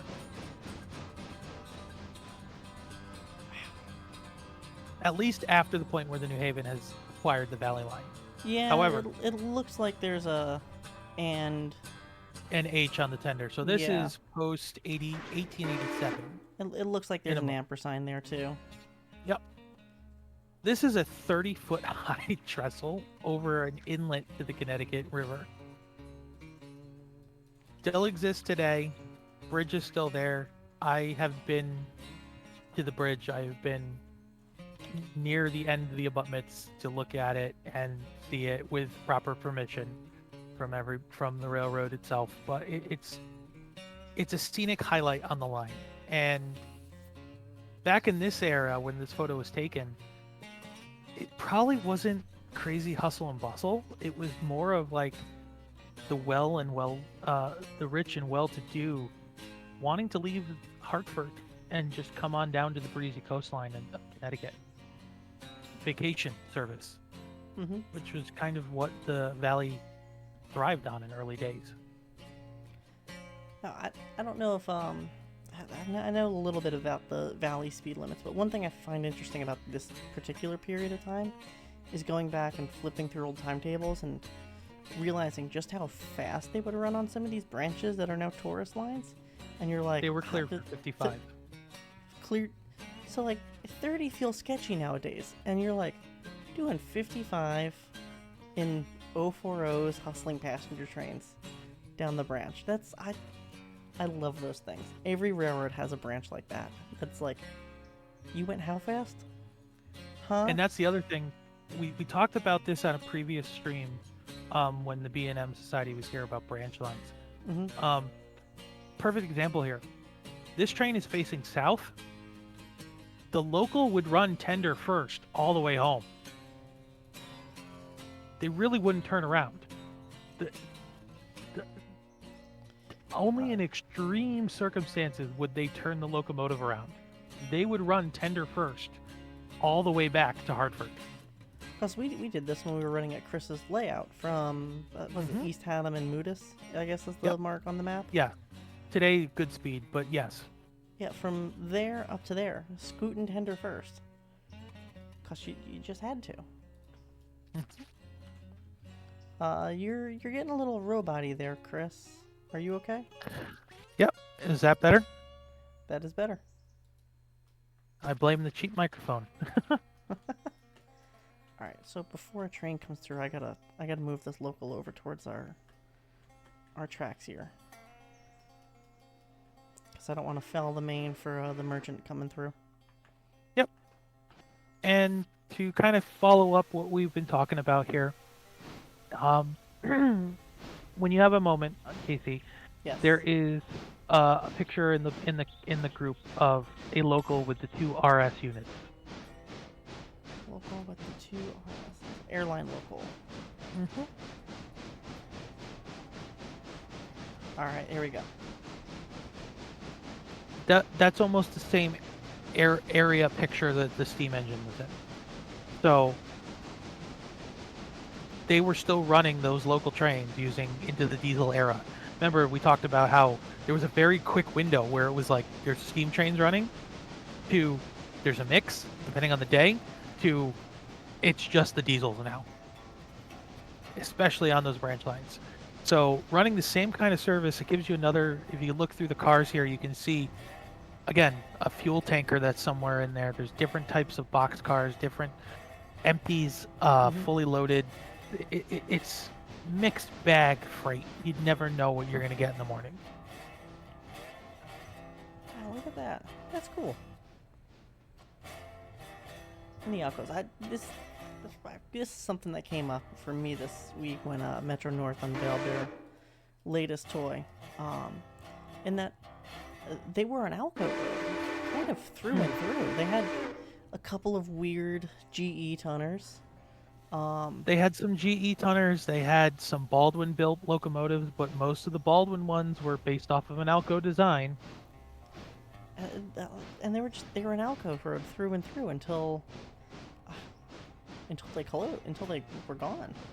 Well, you got to also remember, Alco had 2 facilities, one within the network and one pretty dang close at Schenectady. Yeah. They took over Rhode Island Locomotive Works, and that became Alco Rhode Island. Let's see. Next one I got here is Winstead Turn. Winstead Turntable. So this is the end of, at one point, this was the end of the Naugatuck branch. And it was one of the few places that had the turntable available Winstead, for the local. Above Torrington. There it is on the map. Yeah.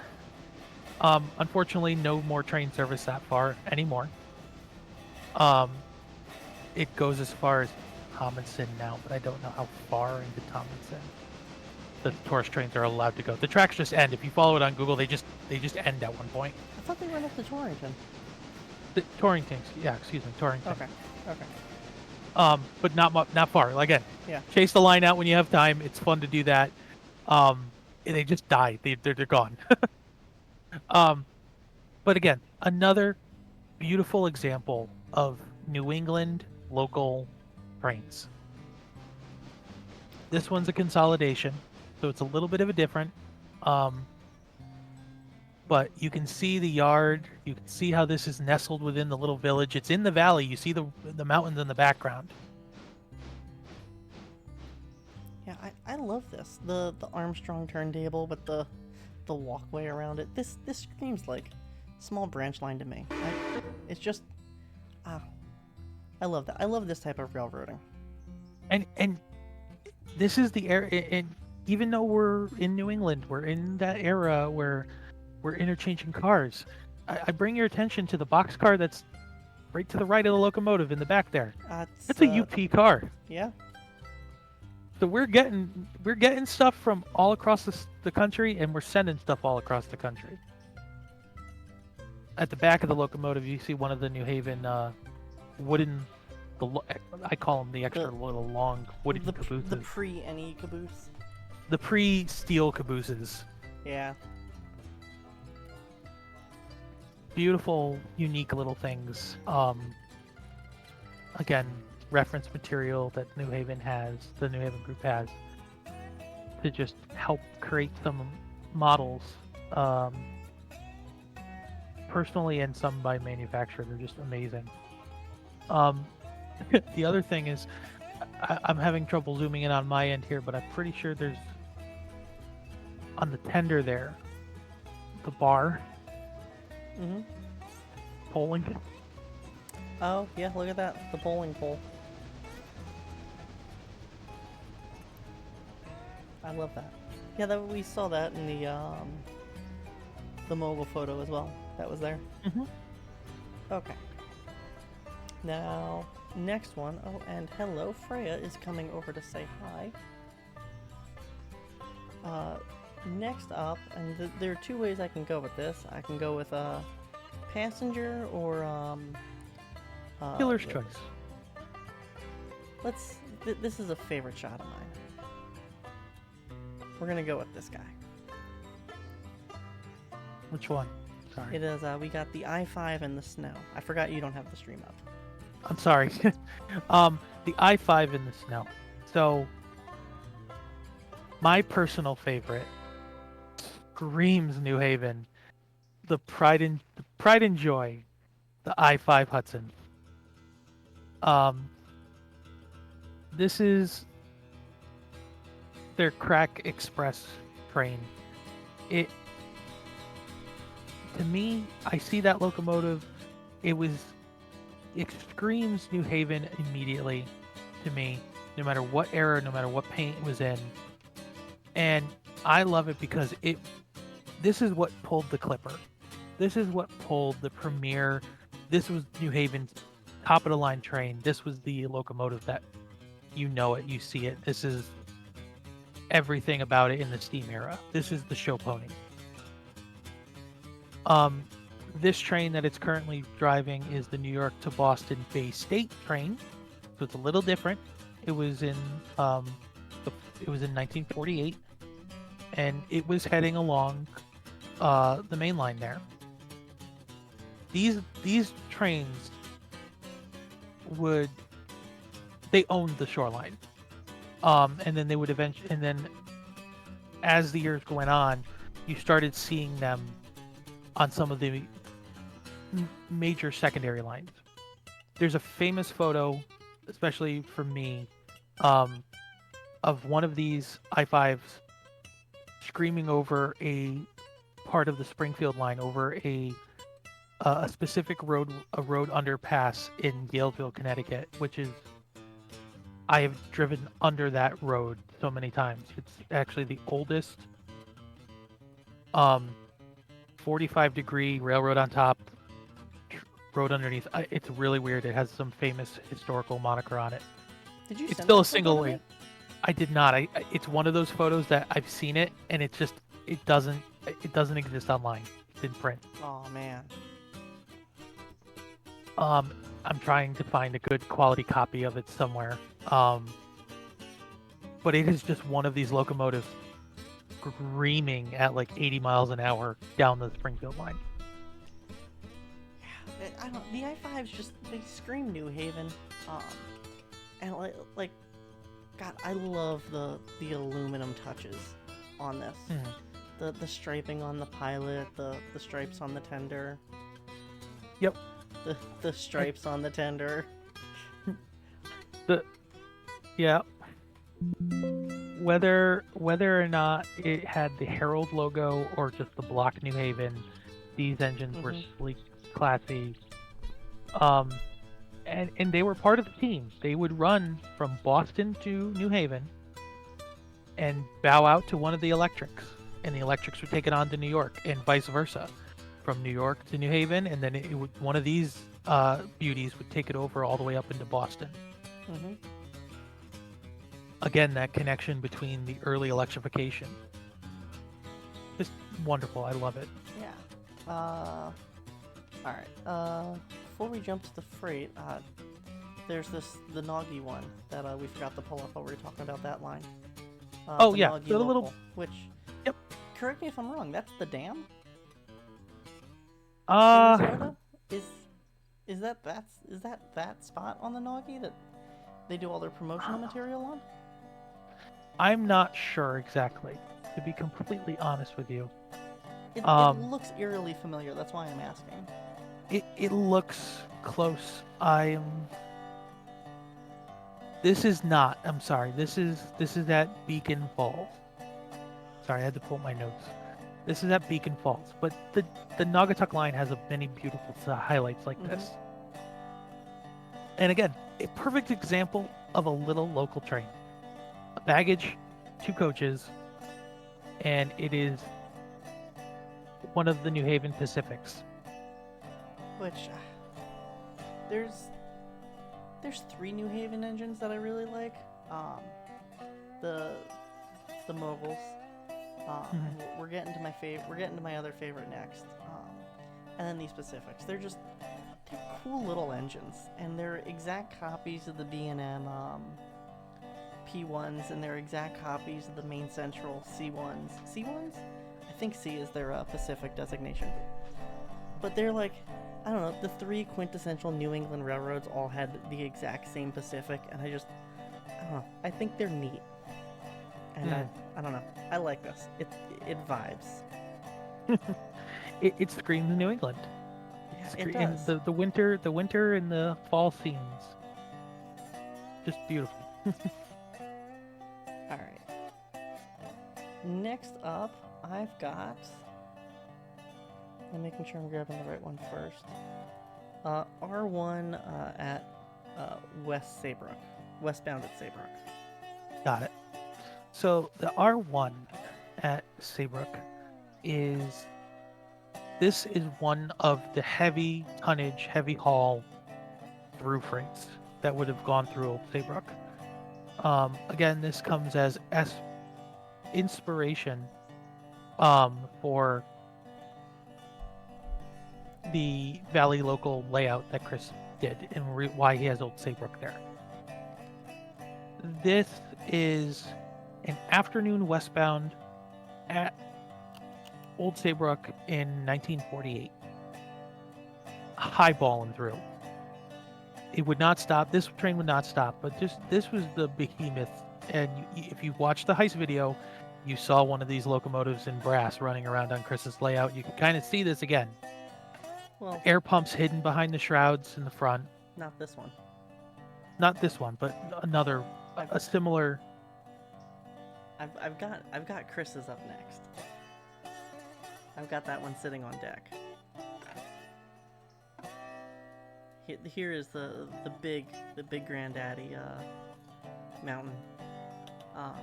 This is I'm realizing what a terrible picture this is now. Like I look at it up close. The 3-cylinder R3s. Mhm. These I think are some of the coolest engines. And you were showing me some documents, and we were talking about these of just like how beloved these were with the crews for just like just go. Yep. And I bring it back to a note that again, this is taking from Chris's own research and going back to something we talked about. we're talking about this in a 24-hour period. There was 71 trains along this 4-track main line. Mm-hmm. On Chris's layout, he simulates about 4 hours of that. There's 10 plus passenger trains making stops, and the ones that are expresses right through the station. There's long freight trains like this one which do not stop. And then there's local freights that stop and swap cars not only between each other's, crossing over all 4-track main, but also with the local industries on the main line that are serviced on the main line. Mm-hmm.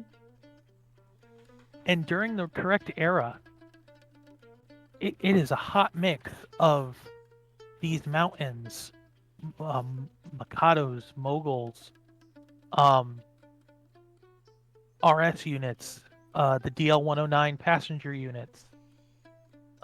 It is just everything from the stopping local that is just putzing along to the Crack Express Clipper train. Here we go. I got the 109 on the East Wind pulled up. DL 109. Yep. Okay. So the DL 1 at the East Wind. This is again that East Wind train that ran up to Portland.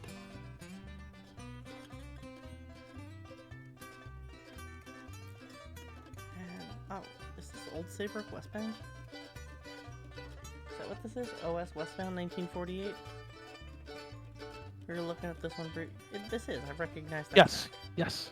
So what you're looking at? Local track. So what you're looking at here is we are looking eastbound at the westbound coming towards us. The 4-track main lines are to the left. The right is actually a local siding track that went around the balloon track that goes around the weird looking station. The station was weird looking because of the angle it actually crossed with the valley. Valley's off to the left behind the diesel. Okay, so over there somewhere. And that's the bridge. That's there now for Route 1. That's Route 1 bridge. Again, mixed bag of DL 109s. I got 2 different paint schemes there, but they normally worked like that way, back to front. And yes, it's prototypical. The nose used to be yellow. You can see the yellow's fading and the green is there. Yeah. What's my train of thought there? Oh yeah, other certain trains that you would see here, and again, you've seen them on Chris's layout. There was through trains, and some of the through trains had other roads equipment.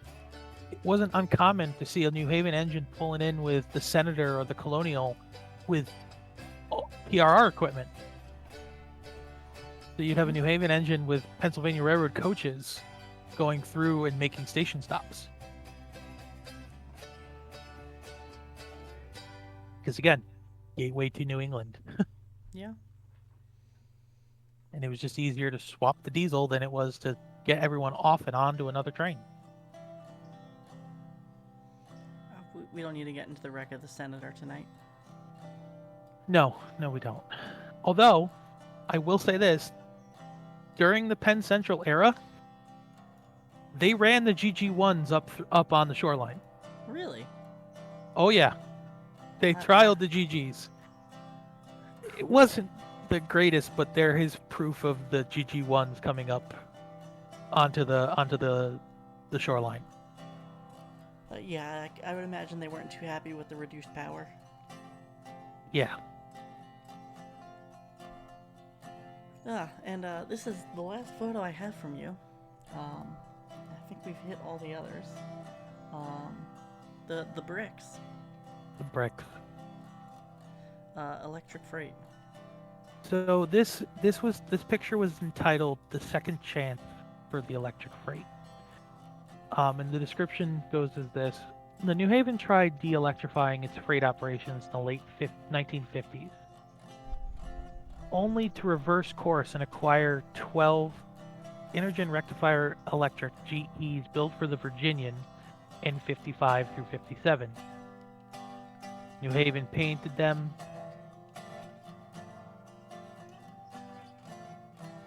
Chris, did we lose you? No, are you here? Sorry. Yep. Yep. Nope, there you are. And when they acquired the bricks, they put them right into freight service. And these suckers would be hauling, So we go look at that photo. Before the full electrification of the main line, one of those huge mountain type locomotives could come in, drop the cars, the electric could pick it up, bring it on down to, if these were going down to the New York area. The Maybrook line was never electrified, so they would bring the mountains would travel under the wire and go up, like the one that we saw in the Poughkeepsie Bridge photo. Or if it was going down to New York proper, they'd hitch it to the electrics, and the electrics would do the work.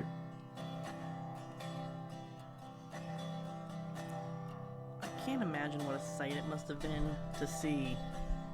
Wow, probably 100 cars rolling through like Coscob. This photo is track at speed? Green.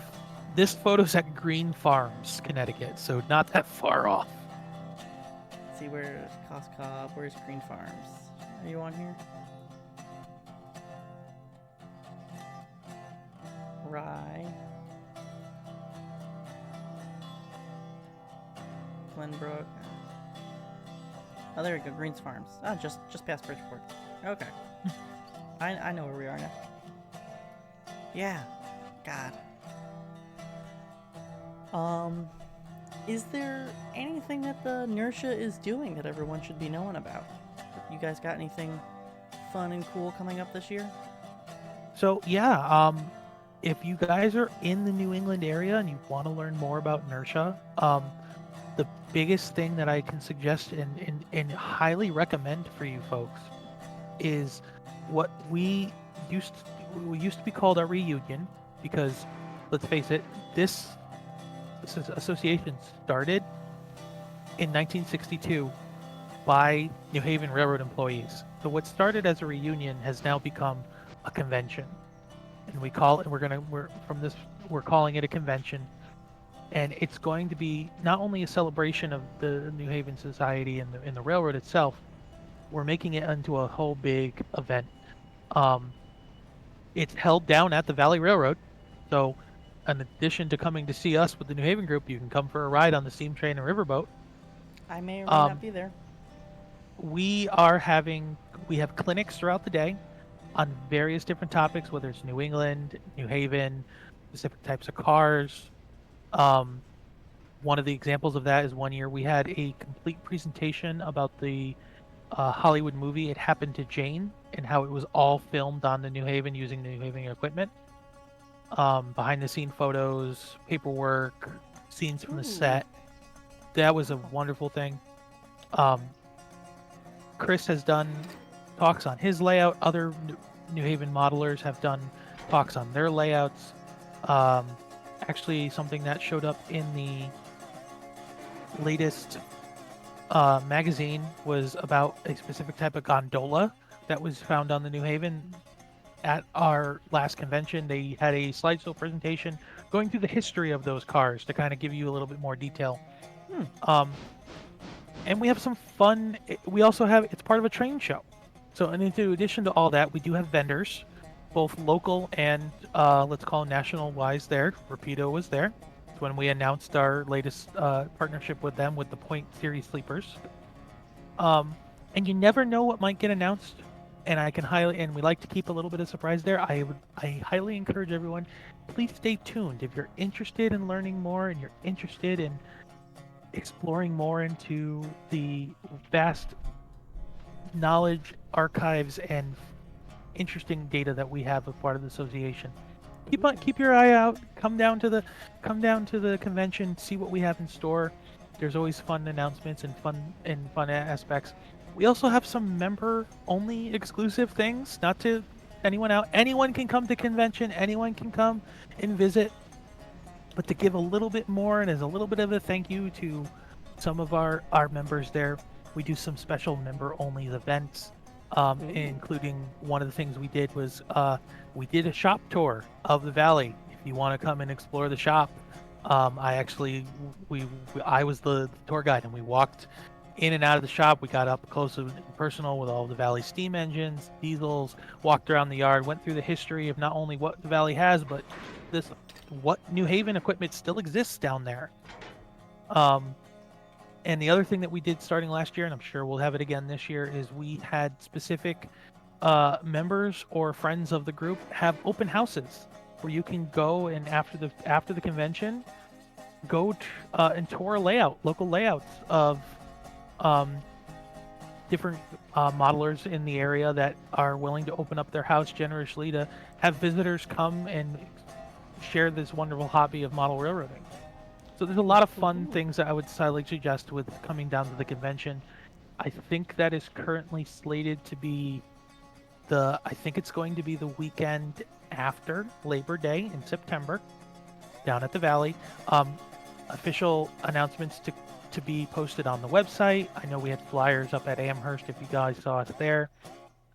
Be sure to check up on our website, check up on the forum that's online there. Again, anyone can join. And it's just join in the fun, learn a little bit more about it.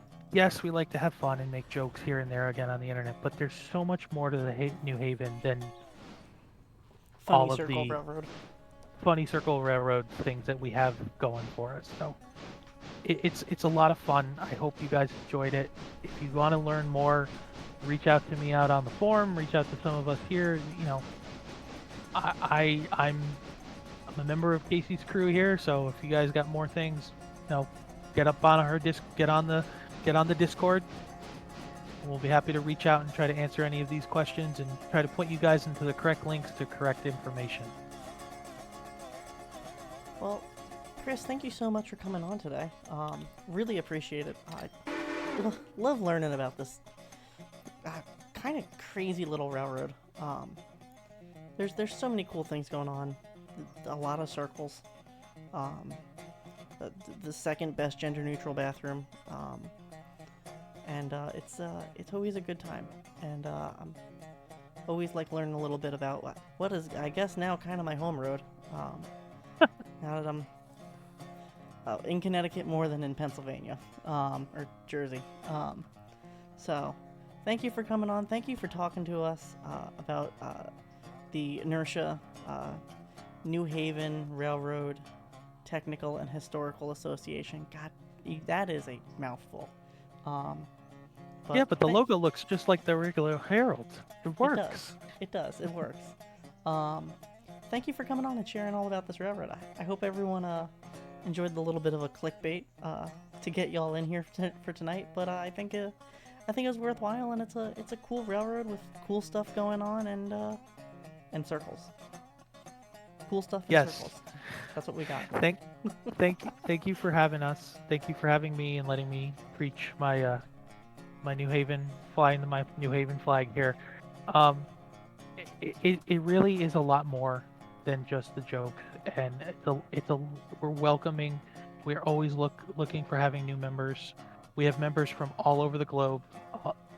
Some of our most prominent folks that are talking up on the forum, they're in Australia, they're in Canada, they're all over the place, and we always have more folks learn, share, and explore this wonderful railroad.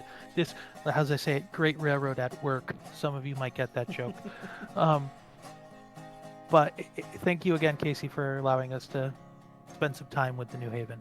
Yeah, thanks for coming on. Always happy to have you. Always happy to have thank you for Chris for sending you as the ambassador. And yeah, check out below in the description. I'll have links to their website, their social medias, YouTube account. I think you guys have that. Not at this time, but never say never. All right, well there you go. Keep an eye out on the VRA Discord. We're going to be announcing our March stream coming up. Looking like that's going to be with Dave Abels, and we're going to be talking about CTC dispatching. So that's bound to be another really fun time. So hope everyone had a wonderful evening with us tonight. And as always, I'm Professor Casey. Professor Nick is out on a cruise right now. Forgot to say that in the beginning. So he's off in the warm weather away from the lukewarm northeast. So we're jealous. I'm jealous. Have a good evening, everyone. Bye. Good night.